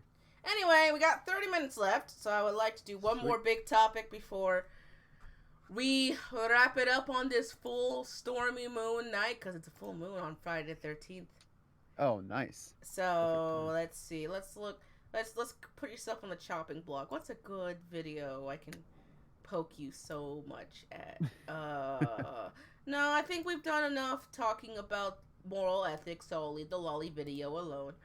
I mean, I don't mind talking about that, but I mean, I was having an argument recently. Oh wait, now I remember. Why the fuck did I put High School of the Dead in the thumbnail? We gotta talk. So yes, I remember. Oh. Okay, so the reason I put in the thumbnail, I have High School of the Dead in there because I think you talked about a video of it before. Yes. Right. Okay, so what was that video about? Because I remember. Okay, well, there's two aspects. It's kind of a follow-up video. So one of the videos I made is called Idealization in Plain Sight. And it's kind of a response, but not really, to Digibro, who generally made a video kind of off the cuff, but kind of bad anyways, where he says, like, okay, a lot of people talk about fan service in anime, and they say that, oh, if I show like a naked body and it's fan service, then it's bad. And he says like, oh, people criticizing that is bad. So let me use that element of criticism to criticize those two shows, Flying Witch and Amanchu. and he says something along the lines of, because these are actually fan service to a degree. Drawn as a fan service because all the characters are drawn perfectly and their clothes contoured around the body. And then he says, and then he goes like, I would provide the first criticism for those two shows because people usually say that, oh, it's not for my taste, or it's too slow or whatever. And then he says, I will provide the first criticism for those two shows. I do not like perfect breasts because clothes that contort around the body do not exist like that in reality. Clothes are imperfect, and in art it's perfect, therefore it's bad. And I kind of fucking lost it because the basically what he was saying is that the his criticism was that art, the manner in which it is intentionally created, is a criticism by way it is actually conveyed. And like, there's nothing wrong with like, and it's in the argument that he was making is that as a result, like, these two shows are bad. So the argument that I was making in my idealization in video is that this is kind of present in all of art, and not just sorry, all of art, but all of anime, and it's done as a fan service. And there's general aspects, and there's like hidden fan service, and there's intentional fan service, like a girl that just randomly shows her panties. That would be intentional fan service. And then I give an example for High School of the Dead, where in High School of the Dead it's like extremely blatant, like you see girls' panties and whatnot, but sometimes it's like very hidden and you can't really notice it. So that's one aspect where I show this in High School of the Dead. And just to summarize with Digibro, basically he makes the same basic argument that all feminists are making in relation to like characters. They look sexual because it's impossible to look like, but they're actually just ranting about like perfect bodies in an idealistic manner. So, and then in my second video, people didn't really, they kind of understood like I was criticizing Digibro, but they weren't really understanding that. And I just pointed it out that if you look at High School of the Dead, a lot of people have criticized that anime for being like just in your face about fan service, and lewdness and whatever. And it's not really a flaw. Like, just pointing out what it actually is not a contradiction. It's not like pointing something that is not doing it right. It's just like, if it wants to actually be like sleazy and like in your face about the fan service, then so it is. And what the point I was making is that hating that show for what it just is stupid. And that's basically what he was making regarding Amanchu and uh, Flying Witch. And the argument that I make is that if you hate High School of the Dead and basically any anime for being idealistic, you hate all of anime, which is stupid and dumb, but was basically his point of view. So that's basically my argument for that. Was basically what I was saying about High School of the Dead. It's like sleazy and it's a zombie movie and whatever, but it is what it is, and to hate it for what it is dumb. Oh, so it's kind of like my argument for liking High School DxD but hating its discounts. Yeah, basically. But I mean, like, High School DxD is kind of like makes no fucking sense in my opinion. But whatever. And I think I had to watch that goddamn show to get like the trap. Well, you don't like the pervy dragon. I do like the pervy dragon, but like, I mean, yes, High School DxD can be full of itself. It can have a lot of problems, and when they try to talk serious, it just falls apart. The show kind of loses its purpose. But damn, when it gets dumb with pride. It wears for sure. It wears a grin on its face. Speaking of, I don't know, I'm thinking of Trapped for a second. Wasn't there a vampire in there? Yes. That could freeze time. Isn't that the trap itself? That's in season 2. Yeah. That's the kid from season 2. He's like, I want to be a man. I want to be a manly man. Because he goes, he's like, Issei, let me be your disciple so I can be a man. Because he saw Issei as like a great man who can defeat evil, but, he likes boobs. And like, it's like, everyone's like, the running joke is, don't follow him. And like, but when people know, all the girls dress up, they make him dress up too, because why the heck not? Because marketability, baby. But like, the reason why I love High School DxD, the reason I hate its discounts, which is like aka Testament of a New Sister, and something H, or basically High School DxD for thrift stores nerds, is that like they try to they kind of lose the purpose of what made the show popular in the first place.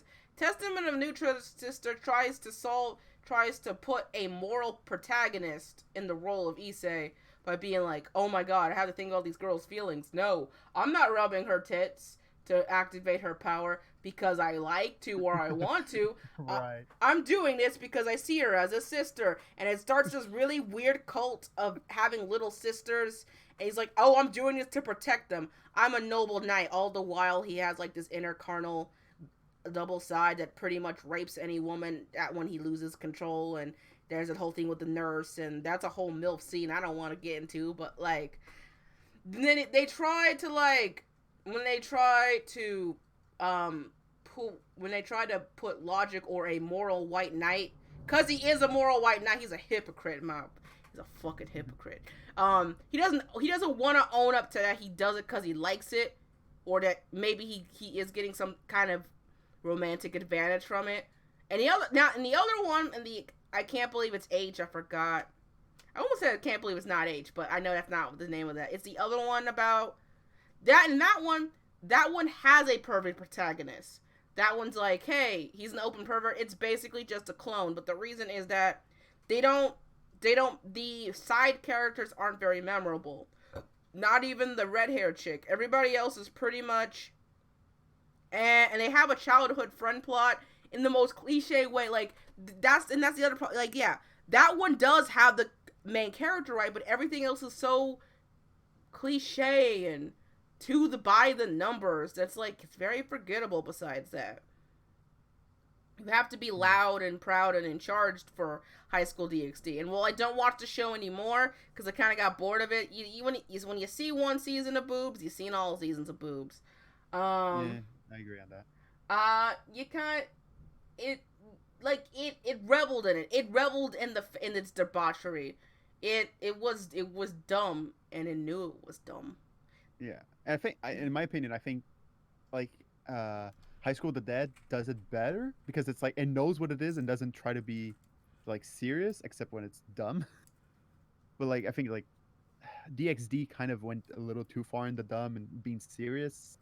Yeah, like I feel in later seasons they try too hard to be like, we're gonna raise the stakes because Issei needs to fight. There's like this other dragon dude being like, they do this shonen rivalry of, hey, I'm the white dragon, I'm the blue eyes white dragon, I'm gonna beat you with my dragon. And he's like, he has to train seriously for that because he's like, this guy's gonna kill him. But nope, they talk in a hot spring and they're all naked, and I'm like, okay. And it got overly cliche with church bad. I mean, yeah, they talk about religion a lot, and like I do commend it for actually being like, hey, religion exists, but like, yeah, it's another one of those which could be in a video in itself about, religion in anime. But where was I going with this? Oh yeah, I'm just saying there is an art to dumb anime and why dumb anime can be fun.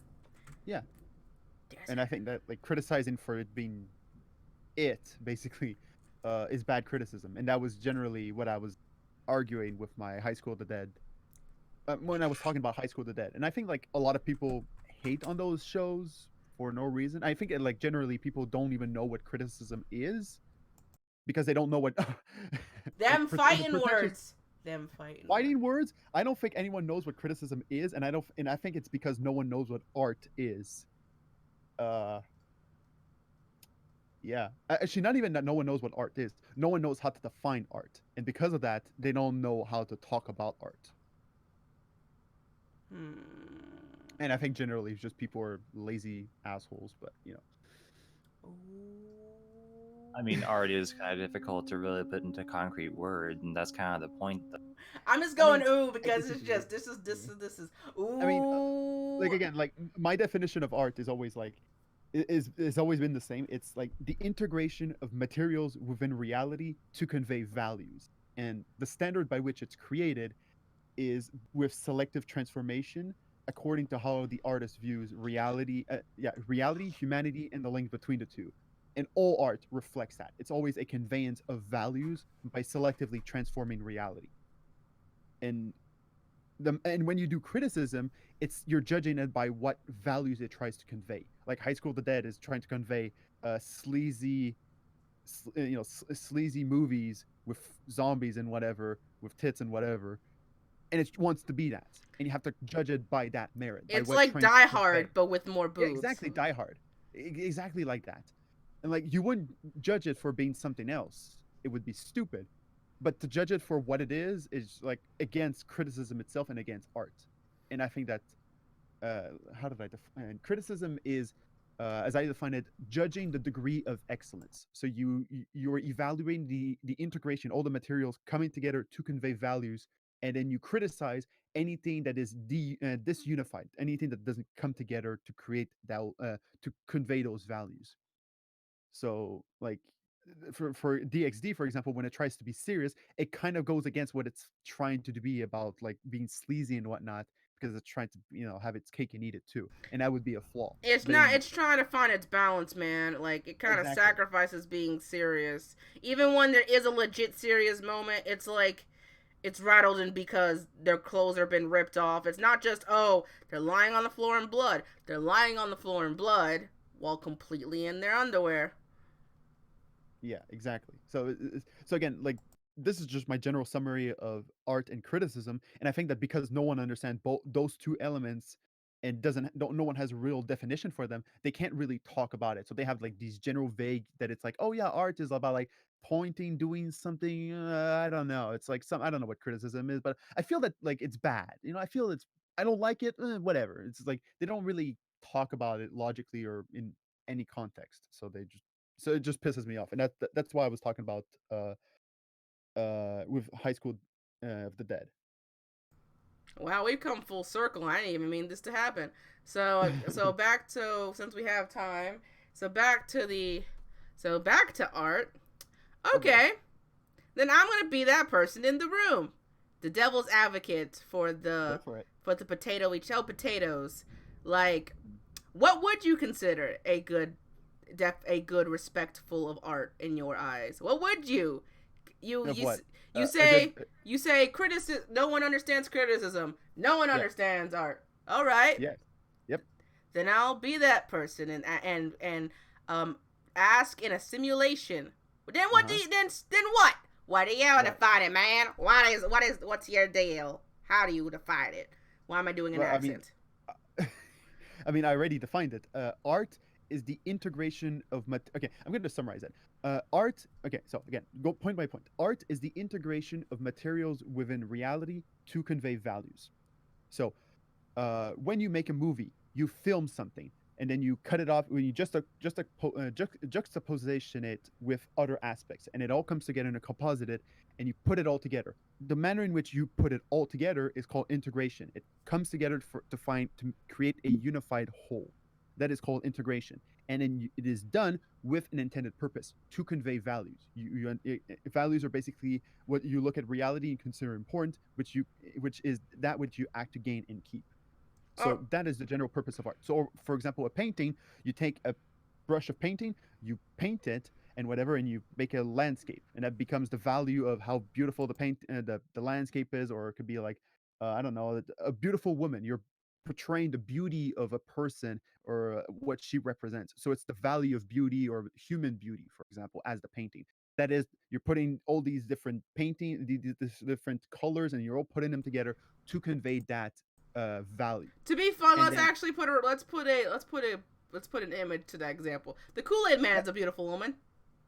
the what? The Kool Aid Man. Let's use the Kool Aid Man for example. If someone drew a beautiful picture of the Kool Aid Man, like what would be the proper step by step approach to criticize? I'll start googling Uh, that. uh, I don't know. Well, looks I it mean, had to end up being mystical somehow. This I not really. I just don't know what am I supposed to do. Like, are you saying that like it's Are you trying to address the form of the Kool-Aid Man and trying to make that the aesthetic and how you present it, or it depends on how you want to represent Mr. Kool-Aid? yeah? I mean, it depends on again the standard after that. This is just the basic neutral view is again art comes together to convey values. Okay, but after that, which is the standard by which art is created, which adds on to that definition, is that it's with selective transformation. Again, you don't just pick every color and then you throw it on screen. You can't just throw like literally everything on screen. It has to be selective of what you choose because it has to be reflective of the values themselves. Like if you want to portray a beautiful woman, you can't just like rub your fucking hands all over the painting with your hands or whatever and hope it creates a beautiful woman. You have to be selective in how you paint, the technicality, the skill, and everything for it to be as you want to convey that value. So it has to be it's selective transformation. And the manner in which, again, and to tie it all back, according to how the artist views reality, humanity, and the link between the two, is generally just the artist's philosophy. So it tends to be like, again, their view of reality and humanity. So if a person draws a beautiful woman, that's because of what they value the most as important and to be conveyed is the beautiful woman, just how beautiful she is. He value the artist values beauty, values a woman, and wants to convey that in her beauty. So the reason they do that is because they convey that and that beauty as important, and you can contrast that with a person that creates like a person like a demon or a disformed person Or the Kool-Aid man. or the Kool-Aid man, I guess. I don't know. The Kool-Aid man's a great example because he's like a Kool-Aid but with the face of an individual. So he's an abstract form of fucking Kool-Aid, whatever. But he's still like a humanoid Kool-Aid person. So it's like a mascot of a drink. So it's the element of humanity as a drink. So it's more of a marketing flavor, marketing flavor, a marketing representation of a humanoid tied to flavor itself. So uh, it's simplistic and it's understandable. So there's no real like what it conveys as a value is very obvious. And like not even that, just the Kool-Aid man bursts through a wall and says, "Oh yeah," and has a Kool-Aid in his hand. He's representing or conveying what he is while holding on to what he wants to convey, the Kool-Aid itself. So it's a double conveyance. Now, to which I would argue, if you painted the Kool-Aid Man as a very sensual figure that would A, be slightly off-putting, but also B, Yeah. would only slightly detract from the message of "oh yeah" and Yeah. Kool-Aid. Oh, yeah, and he's also always portrayed as simplistic. Like there's no real uh he's not really looked at in a realistic form too. Like actually, and I'm looking at on Google, there are some realistic looking Kool-Aid, but most of them the Kool-Aid drawings are always like The jug and abstract the or yeah. simplistic. And that would be because if you actually portrayed him as like literally as a jug with a face on it, that would be well, just that would be too extreme. So you have to put it simplistic so that it's abstract enough. That's why it's always just a big face on a Kool-Aid. It's not an actual fucking Kool-Aid. I think, I mean, I guess I'm also the opposite side of that too. Well, yes, I understand that art does have to have a certain amount of like you have to take your different perspective elements and put it into a certain view, which yes, Mhm. that is art. There are also pieces I've seen that, despite being terribly simplistic and lacking form, not even to a point of like trying to even have a person. I've seen times where you just smudge a thing on a paper or spray something on a wall really fast or paint a giant canvas with your hair, Yoko Ono. Mhm. But yet somehow some of those have had even, for some reason, greater meaning to me than some of the ones that actually have a form.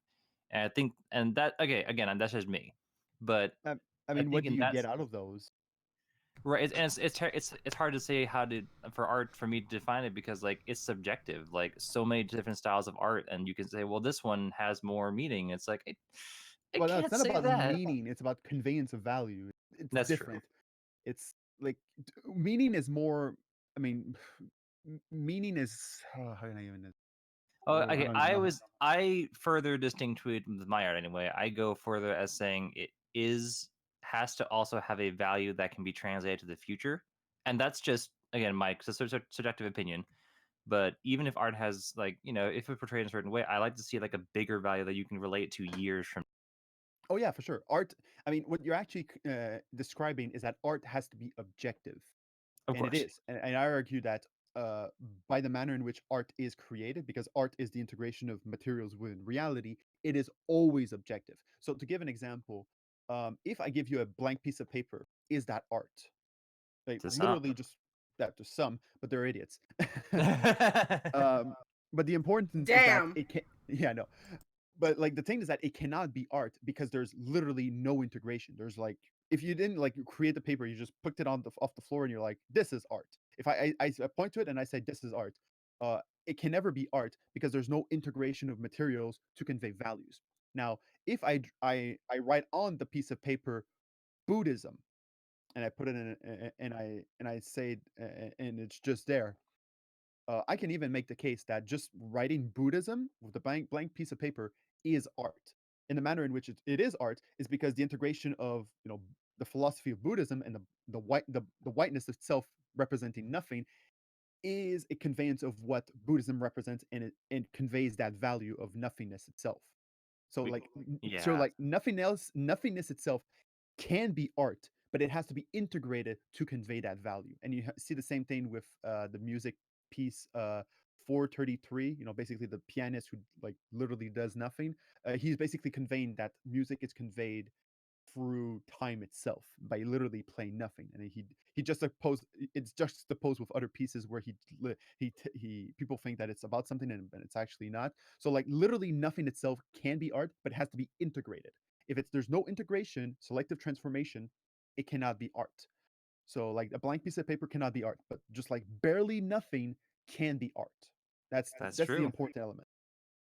And that's also That's a like whole. even so like even someone who like uses their hair to brush or whatever, the manner in which they do art is irrelevant so long as there is selective transformation. All right, all right, okay. So uh, Anyway, I now find it funny that I'm discussing someone who who went to arts oh school, no, trust me, I'm not which the I find most. very funny. I'm not, I like to discuss it, but at the same time, it's like, oh, those years have robbed me. I'm uh, just happy. I'm just happy Lamp's talking to more than 3 sentences. He. I can relate.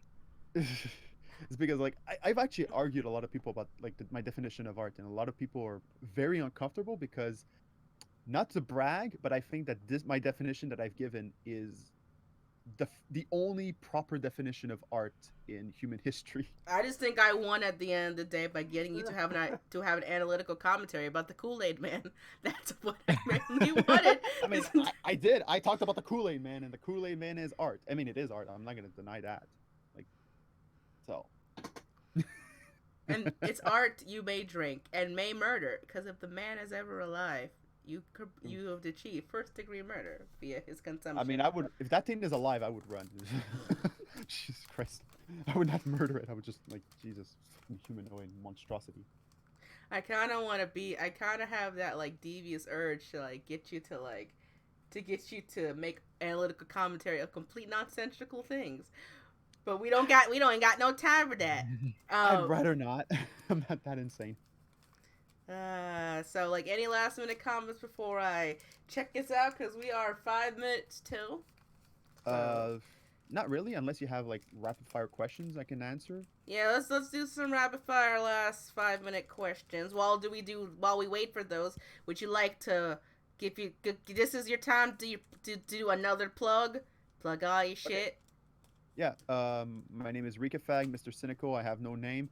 Go watch my videos. I make arguably some of the best videos on YouTube and the internet. And yeah, As they're I great. play an ad right now. Yeah.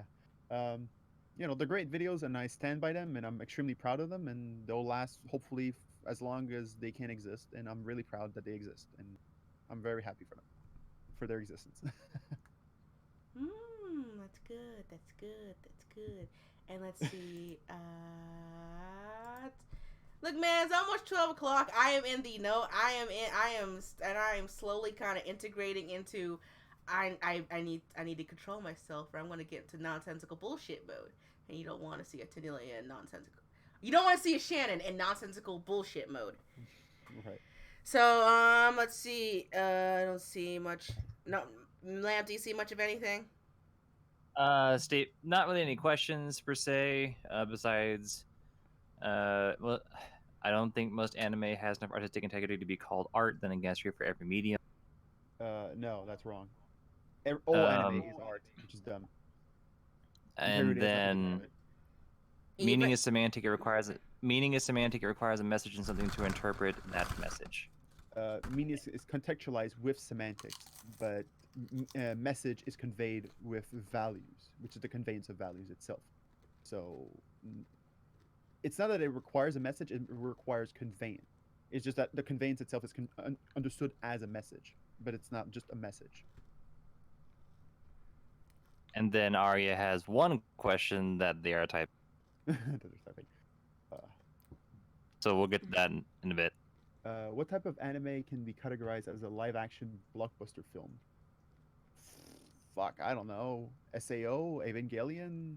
What's popular these days? I don't know. Sometimes they say I mean, I'm the last person who should be asking that question, but like I know some people call blockbusters based on how much money is spent to make the movie, and goes in the shell like how 150 million to make that movie. It didn't face a profit, but it still took a lot to make that movie. Yep.